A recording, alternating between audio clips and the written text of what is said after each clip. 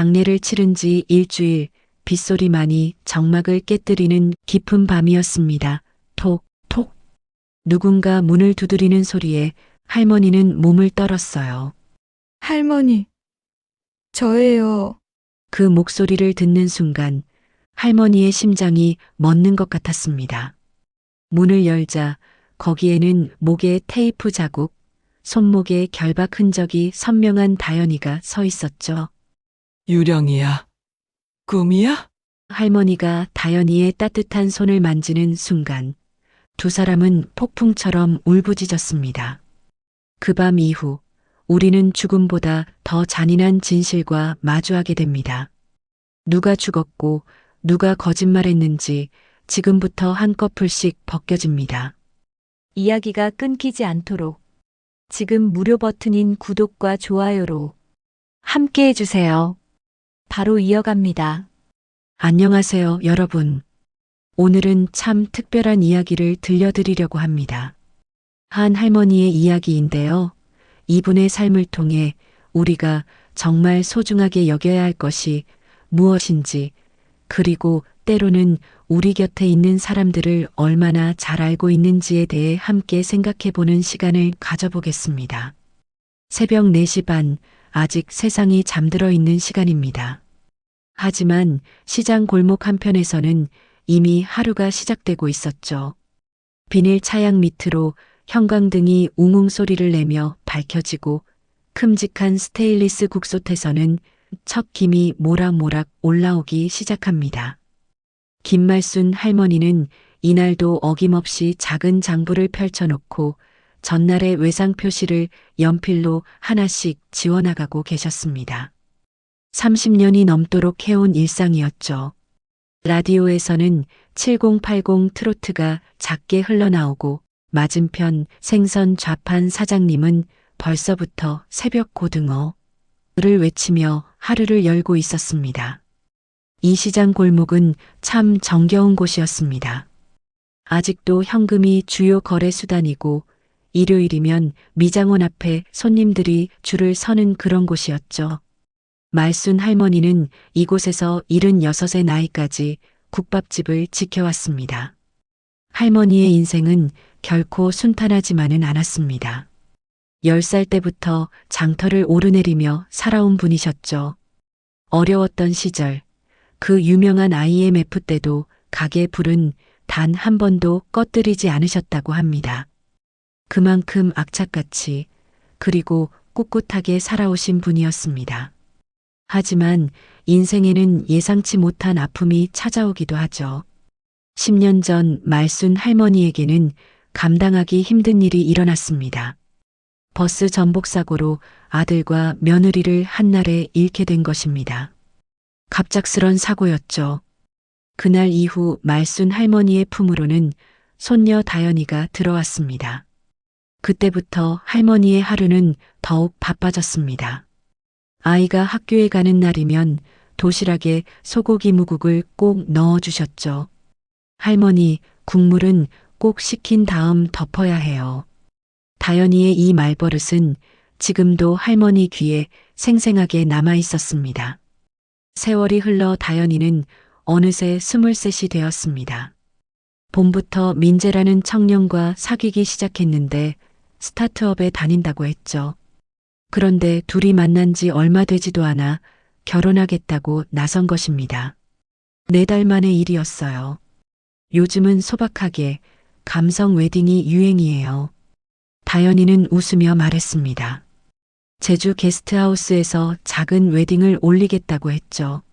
아이는 행복해 보였지만 말순 할머니의 마음 한편에는 뭔가 찜찜한 기분이 들었습니다. 너무 급하다는 생각이 들었거든요. 준비라기보다는 마치 도망치는 것 같은 느낌이랄까요? 할머니는 밤마다 라디오를 끄고 나면 방 한쪽에 놓인 낡은 액자 속 아들의 얼굴을 바라보곤 하셨습니다. 사진 속 아들의 얼굴이 유독 또렷해 보이는 밤이었죠. 내가 또 한 번 놓치면 안 된다. 할머니는 속으로 이렇게 중얼거리셨습니다. 그때는 그저 할머니의 기우제 같은 걱정쯤으로만 여겨졌던 예감이었는데 나중에 보니 그것이 정말 불길한 징조였던 것 같습니다. 민재라는 청년에 대해서도 할머니는 뭔가 석연치 않은 기분을 감출 수 없었습니다. 물론 겉으로는 예의 바르고 다정해 보였지만 어딘지 모르게 진심이 느껴지지 않는다고 할까요? 다연이를 바라보는 눈빛에서도 사랑보다는 다른 무언가가 느껴지는 것 같았습니다. 하지만 할머니는 손녀의 행복을 위해 이런 걱정들을 마음속 깊이 묻어두려고 노력하셨죠. 아이가 행복하다면 그것으로 충분하다고 생각하려 했습니다.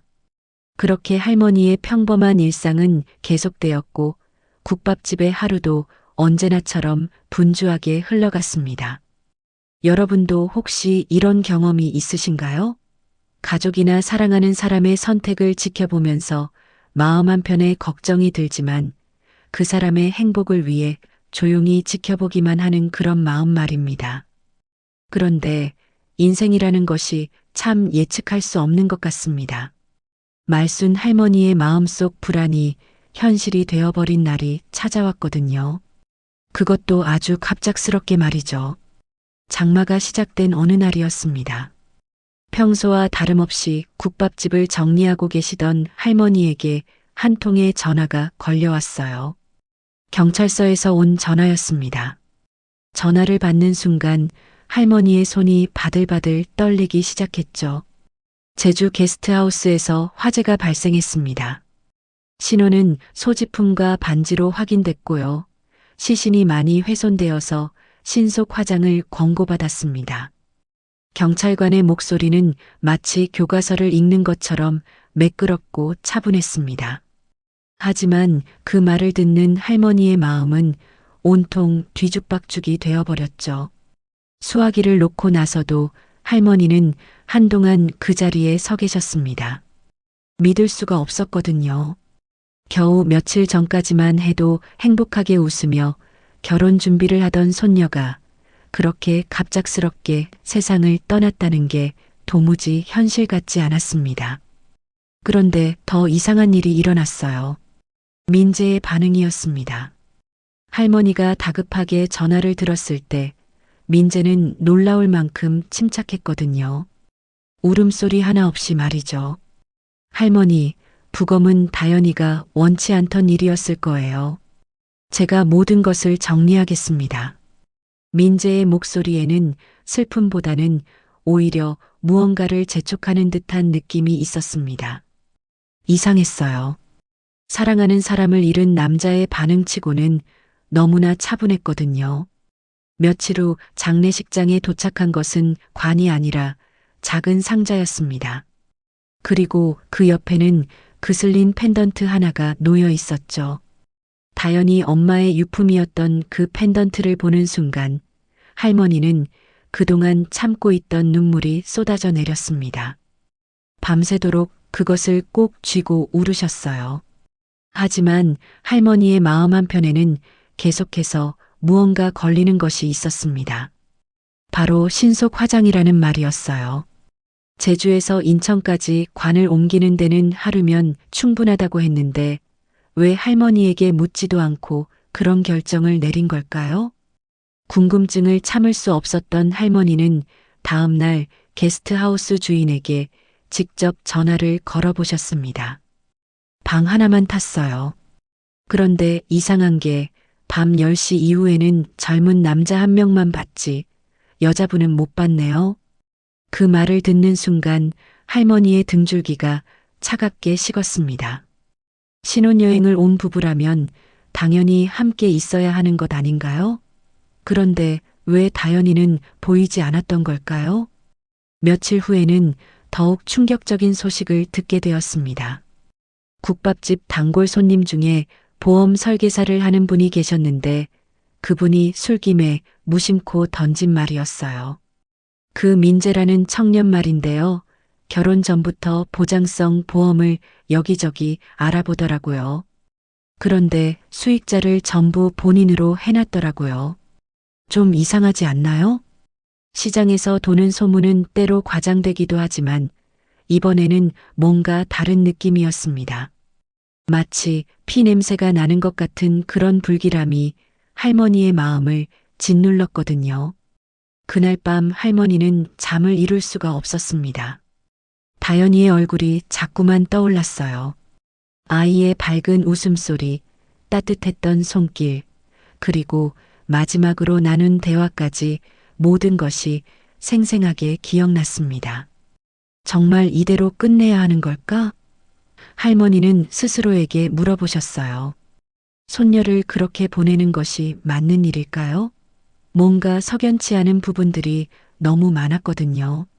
민재의 차분한 반응, 신속하게 진행된 화장, 게스트하우스에서 보이지 않았던 다연이, 그리고 수상한 보험 가입 내역까지. 이 모든 것들이 우연의 일치일 수도 있지만 할머니의 직감은 그렇지 않다고 말하고 있었습니다. 평생을 시장에서 살아오면서 수많은 사람들을 만나보신 할머니셨거든요.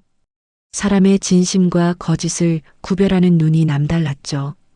그리고 지금 그 모든 경험이 할머니에게 경고하고 있었습니다. 뭔가 잘못되었다고 말이에요. 말순 할머니는 더 이상 가만히 앉아 있을 수가 없었습니다.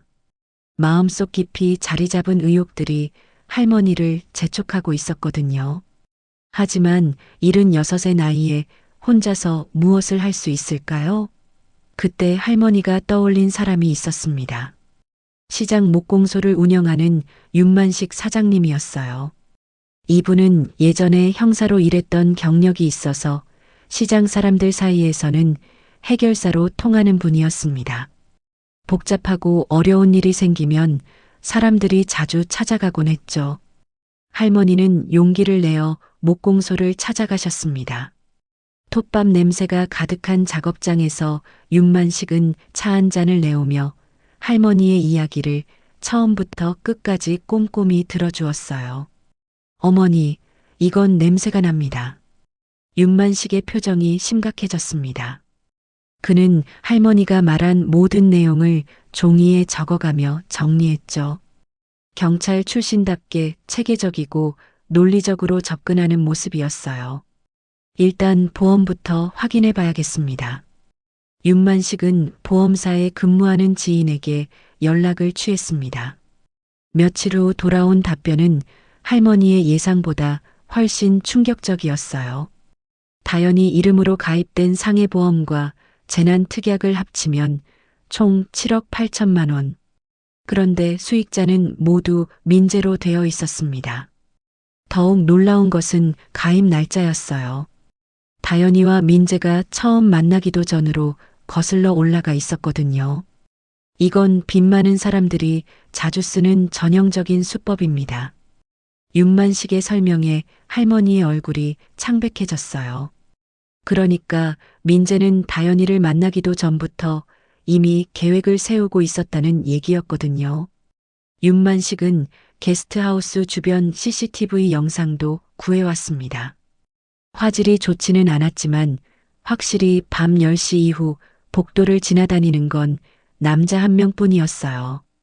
신혼부부가 머물고 있다던 방에서 여자는 전혀 보이지 않았습니다.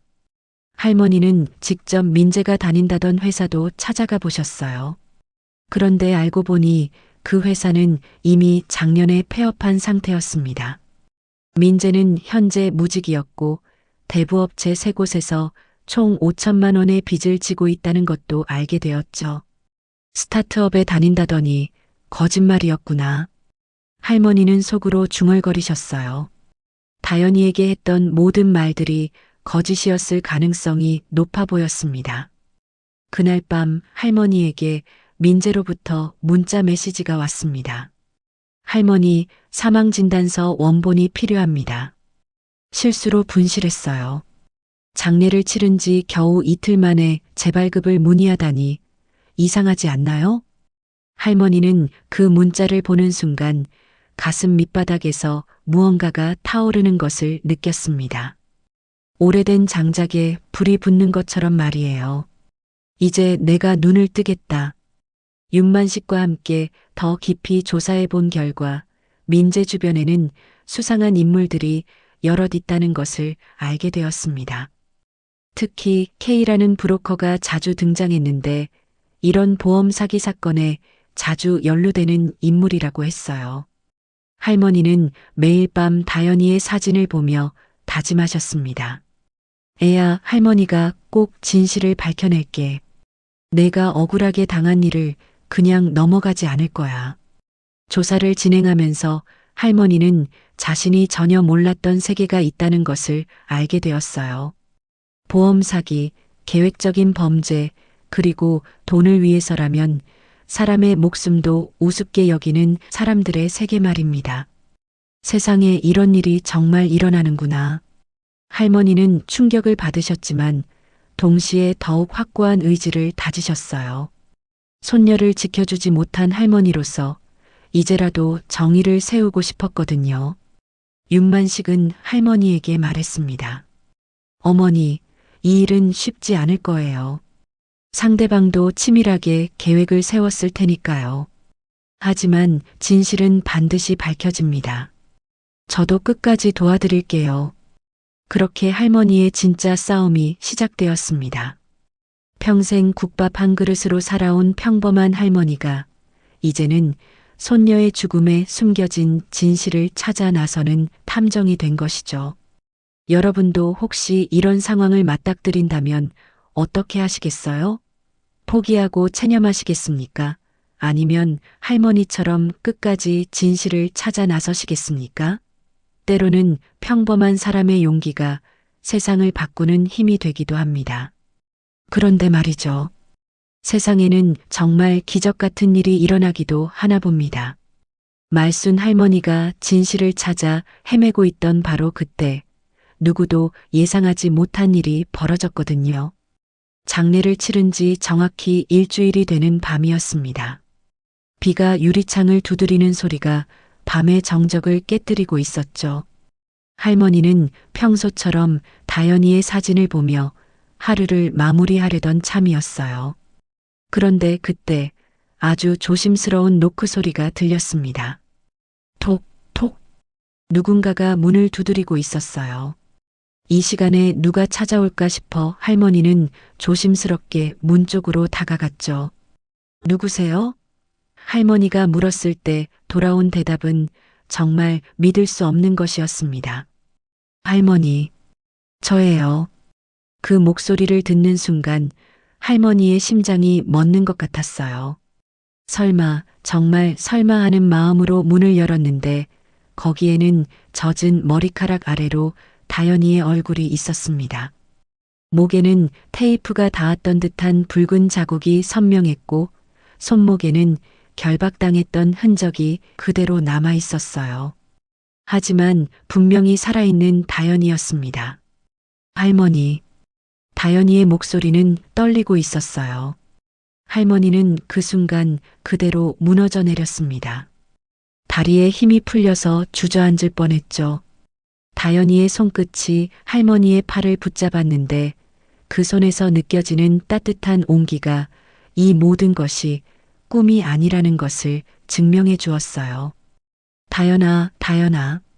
할머니는 그저 손녀의 이름만 부르며 오열했습니다. 죽었다고 생각했던 손녀가 살아서 돌아온 것이었으니까요. 두 사람이 어느 정도 진정을 되찾은 후 다연이는 끊어지는 목소리로 자신에게 일어났던 일들을 털어놓기 시작했습니다. 허니문 전날 밤이었어요. 민재가 음료수를 가져다 줬는데 그걸 마시고 나서 정신을 잃었어요. 깨어나니 어두운 곳에 있었는데 철문으로 된 창고 같은 곳이었어요. 다연이의 설명은 계속 이어졌습니다. 창고에 갇혀 있는 동안 민재가 누군가와 통화하는 소리를 들었다고 했어요. 유전자 검사는 어려워. 시신 없는 화재 사고로 가자. 유품으로만 신원 확인하는 걸로 미뤄. 민재의 목소리였다고 했습니다. 그리고 다연이를 감시하던 젊은 여자가 있었는데 며칠 후 그 여자가 민재와 돈 문제로 크게 싸우는 것을 봤다고 했어요. 아마도 약속했던 돈을 주지 않았던 것 같다고 했습니다.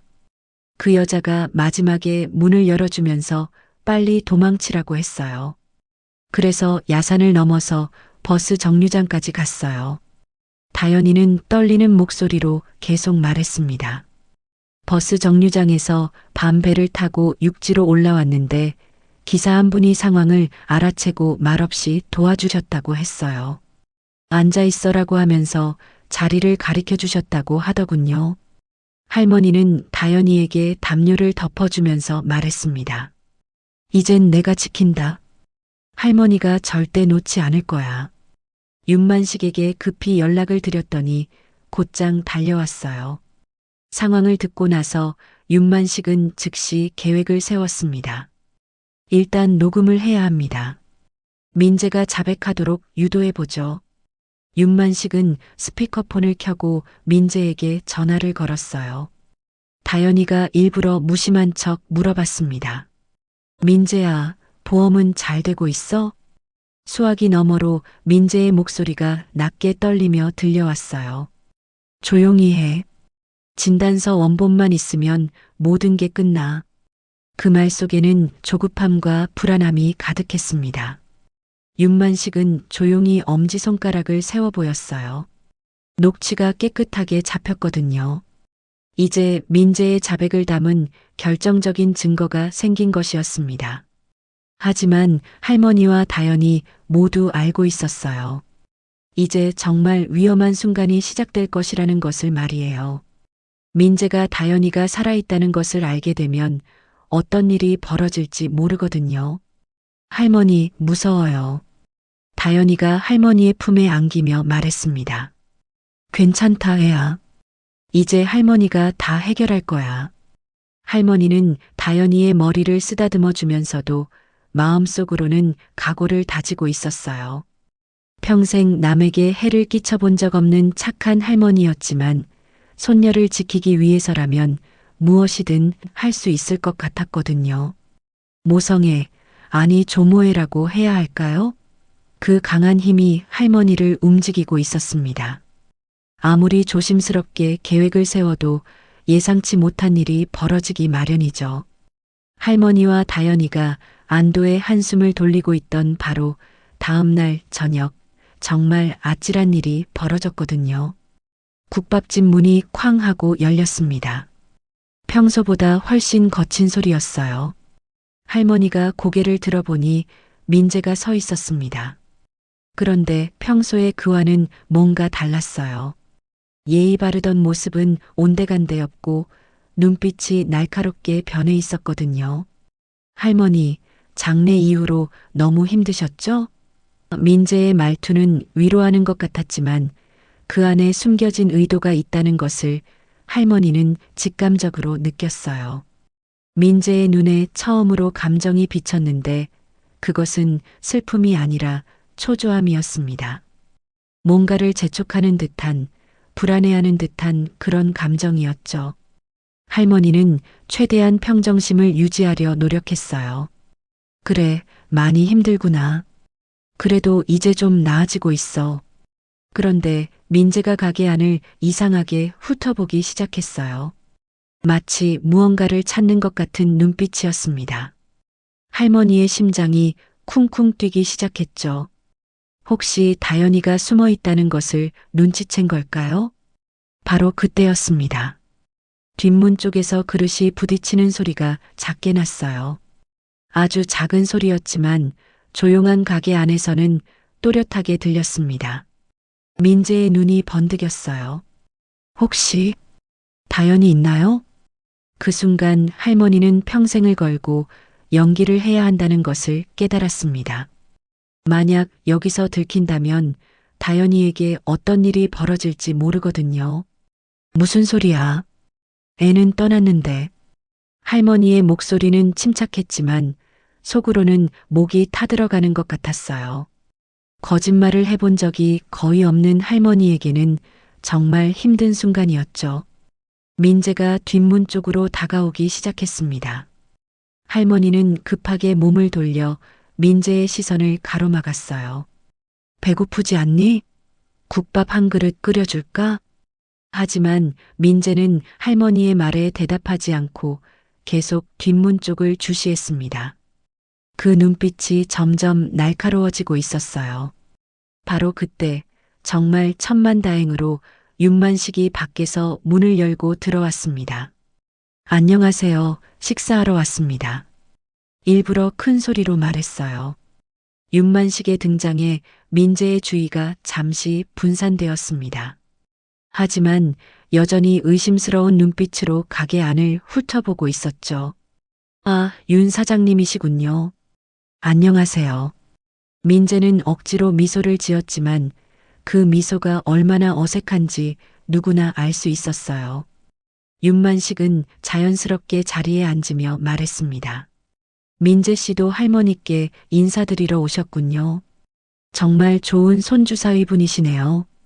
그 말에 민재의 표정이 미묘하게 변했어요. 뭔가를 숨기고 있다는 것이 더욱 명확해졌죠.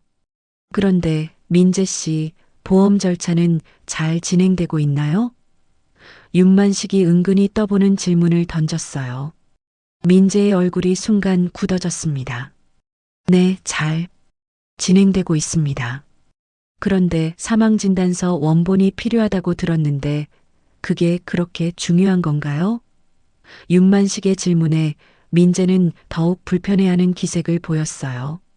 원본만 구해주시면 할머니께서 편히 사실 수 있게 해드릴게요. 민재는 할머니를 흘겨보며 의미심장한 말을 남겼습니다. 그리고는 서둘러 가게를 나갔어요. 민재가 나간 후 할머니의 등줄기를 따라 식은땀이 흘렀습니다. 정말 아슬아슬한 순간이었거든요. 만약 윤만식이 그때 나타나지 않았다면 어떻게 되었을지 생각만 해도 끔찍했어요. 어머니, 정말 위험했습니다. 민재가 의심하고 있어요. 윤만식의 표정도 심각했어요. 그날 밤 다연이는 악몽에 시달렸습니다. 문 열어, 문 열어. 잠꼬대로 계속 중얼거렸어요. 아마도 창고에 갇혀있던 기억이 트라우마로 남아있는 것 같았습니다. 할머니는 다연이의 손을 꼭 잡고 새벽까지 지켜봤어요. 괜찮다, 애야. 할머니가 여기 있어. 작은 속삭임이 다연이의 귓불을 적셨습니다. 그 밤은 정말 길었어요. 할머니도 다연이도 제대로 잠을 이루지 못했거든요. 언제 민재가 다시 나타날지, 이번에는 정말 들키지 않을지 걱정이 끝이 없었습니다. 새벽이 되어서야 두 사람은 조금 안정을 되찾았어요. 하지만 할머니는 알고 있었습니다. 이제 정말 마지막 승부를 벌여야 할 때가 왔다는 것을 말이에요. 한 번만 더 틈이 나면 모든 것이 무너질 수 있었거든요. 할머니는 다짐했습니다. 더 이상 수동적으로 당하고만 있을 수는 없다고 말이에요. 그 무서운 밤을 보내고 난 후 말순 할머니는 중요한 결심을 하셨습니다. 더 이상 숨어서 떨고만 있을 수는 없다는 생각이 드셨거든요. 이제는 적극적으로 맞서 싸워야 할 때라고 판단하신 거죠. 윤만식도 같은 생각이었어요. 어머니, 이제는 확실한 증거를 모아서 법정으로 가야 합니다. 감정에 휘둘리지 말고 차근차근 준비해 봅시다. 윤만식은 말 대신 행동으로 보여줬습니다. 제주도 현지 지인들의 도움을 받아 창고 주변 CCTV 영상을 다시 한번 꼼꼼히 모았어요. 처음에는 화질이 좋지 않아서 놓쳤던 부분들이 있었거든요. 며칠 후 윤만식이 흥미로운 발견을 했습니다. 새벽 시간에 창고 주변을 드나든 흰색 봉고차가 있었는데 반사판에 비친 번호판 일부를 확대해서 차량을 특정할 수 있었던 거예요. 이 봉고차는 브로커 K가 빌린 차량입니다. 윤만식의 설명을 들으며 할머니는 고개를 끄덕였어요. 퍼즐 조각들이 하나씩 맞춰지고 있었거든요. 더욱 놀라운 것은 민재가 사망진단서 재발급을 문의한 시간과 봉고차가 창고 근처에 주차된 시각이 거의 일치한다는 점이었어요. 이것은 우연의 일치라고 보기에는 너무나 정확했습니다. 그런데 진짜 결정타는 뜻밖의 곳에서 나왔어요. 다연이를 감시했던 그 젊은 여자, 아라라는 이름의 여자가 경찰서에 자수를 한 것입니다. 돈을 안 주겠다고 해서 정말 무서웠어요. 하지만 그 애는 살리고 싶었어요. 아라는 떨리는 목소리로 진술했습니다. 민재가 약속했던 돈을 주지 않자 양심의 가책을 느끼고 자수를 결심한 것이었죠. 아라는 감금 장소의 정확한 위치, 다연이를 묶었던 테이프, 그리고 창고 열쇠까지 모든 것을 경찰에 제출했어요. 무엇보다 중요한 것은 다연이 손목에 남은 상처와 아라가 제출한 테이프의 폭이 정확히 일치한다는 점이었습니다. 할머니는 이 모든 증거들을 보면서 복잡한 심경이었어요. 한편으로는 진실이 밝혀져서 다행이었지만 다른 한편으로는 손녀가 겪었을 고통을 생각하니 가슴이 미어졌거든요. 할머니, 복수하고 싶으시죠? 다연이가 조심스럽게 물어봤어요. 할머니는 잠시 생각에 잠겼다가 고개를 저었습니다. 아니야, 애야. 복수는 우리가 할 일이 아니다. 법으로 가자, 증거로 가자. 이 말을 하면서 할머니는 스스로도 놀랐어요. 평생 감정적으로 살아온 분이셨는데 이번만큼은 이성적으로 접근하고 계신 거거든요. 눈물은 부엌에서만 흘리자. 밖에서는 당당하게 서자. 할머니는 다연이의 손을 꼭 잡으며 말씀하셨어요. 할머니의 마음속에서는 변화가 일어나고 있었습니다. 내면의 분노를 낮은 불로 옮기신 거예요. 마치 오래 끓여서 진국을 만들어내는 장인의 마음처럼 말이죠. 우린 이길 거야. 할머니의 목소리에는 확신이 담겨 있었어요. 다연이도 고개를 끄덕였습니다. 네, 할머니. 이번에는 도망치지 않을게요. 윤만식은 모든 증거를 정리해서 검찰에 제출했어요. 민재의 통화 녹음, 보험 가입 내역, CCTV 영상, 아라의 증언과 물증까지 완벽한 증거 패키지였죠. 며칠 후 민재는 체포되었고 브로커 K도 함께 구속되었습니다. 경찰 조사 과정에서 더욱 충격적인 사실들이 드러났어요. 민재의 노트북에는 체크리스트 빈 시체라는 파일이 있었는데 그 안에는 유품 확보, 신속 화장, 진단서, 원본, 보험 3, 4분할 청구 등이 상세히 기록되어 있었습니다. 정말 치밀하게 계획된 범죄였던 거죠. 메신저에는 브로커 K와의 거래 내역도 고스란히 남아 있었어요.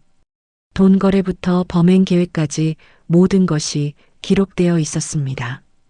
할머니는 이 모든 과정을 지켜보면서 많은 것을 배우셨어요. 세상에는 정말 나쁜 사람들이 있다는 것, 하지만 동시에 정의를 위해 싸우는 사람들도 있다는 것을 말이죠.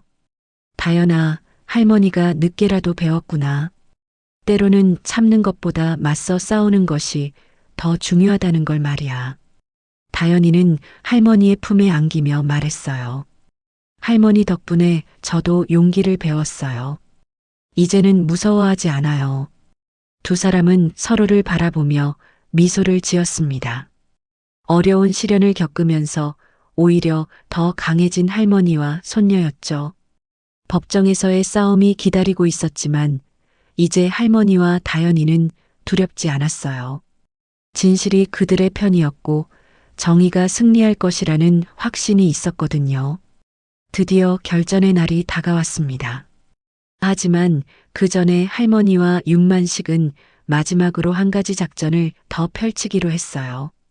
민재로부터 결정적인 자백을 받아내는 것이었죠. 어머니, 이번이 마지막 기회입니다.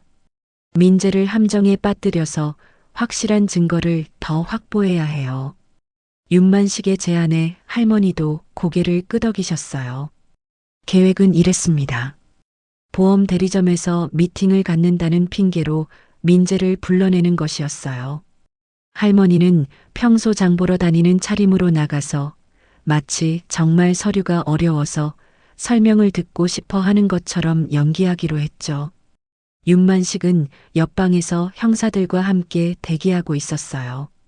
모든 대화는 녹음되고 있었고 적절한 타이밍에 체포하기로 계획이 짜여져 있었습니다. 미팅 당일 할머니는 떨리는 마음을 진정시키려 노력하셨어요. 평생 이런 일을 해본 적이 없으셨거든요. 하지만 손녀를 위해서라면 무엇이든 할 수 있다는 마음으로 용기를 냈습니다. 민재가 들어오자마자 바로 물어봤어요. 할머니, 원본은 준비하셨나요? 할머니는 미소를 억지로 지으며 말했습니다. 그게 말이야, 서류가 너무 어려워서 설명을 좀 들으려고 해. 민재의 표정이 순간 굳어졌어요. 뭔가 이상하다는 것을 눈치챈 것 같았거든요. 할머니, 그냥 원본만 주시면 제가 다 알아서 할게요. 아니야, 내가 알아야지. 다연이 일인데 할머니가 모를 수는 없잖아. 할머니는 최대한 자연스럽게 말씀하셨어요. 그때 민재가 조급해하며 진짜 속마음을 드러냈습니다. 진단서 원본만 있으면 보험금 청구가 끝나거든요. 빨리 처리해야 해요. 왜 그렇게 급해? 할머니가 떠보는 식으로 물어보셨죠. 여러 군데서 돈을 빌렸거든요. 빨리 갚지 않으면. 민재가 실수로 중요한 말을 흘렸어요. 바로 그 순간 문이 열리고 형사들이 들이닥쳤습니다. 김민재 체포합니다.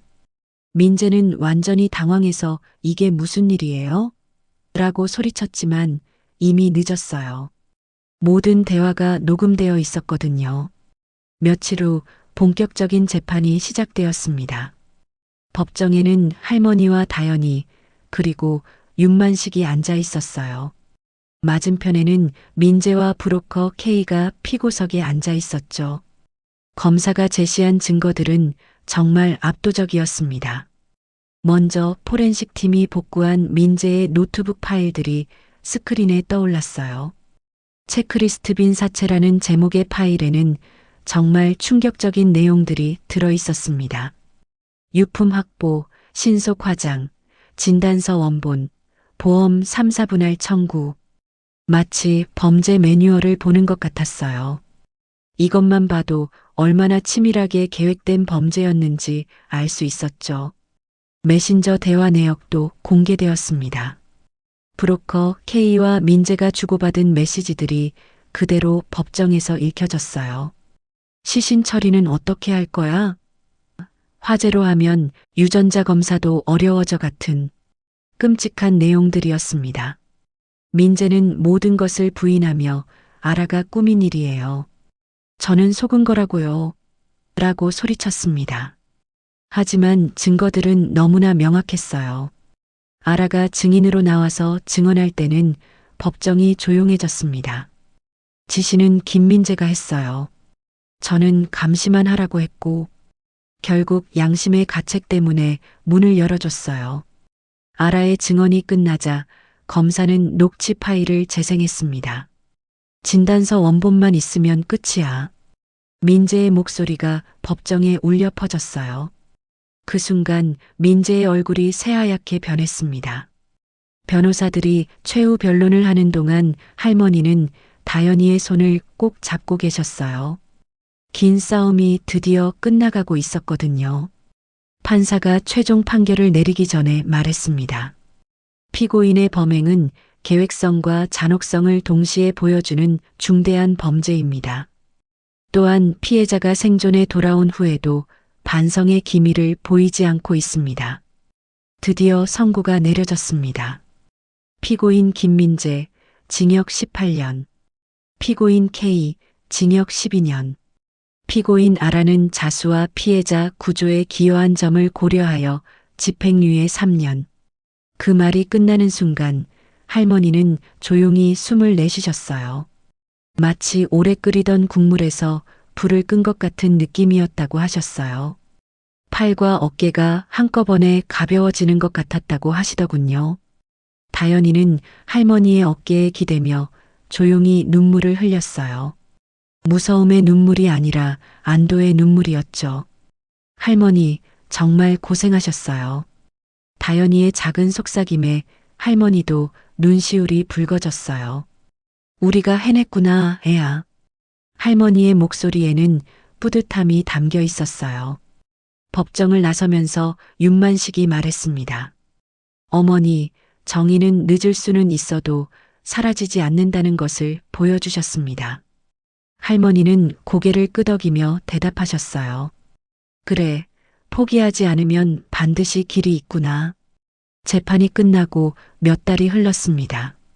말순 할머니와 다연이는 큰 결정을 내렸어요.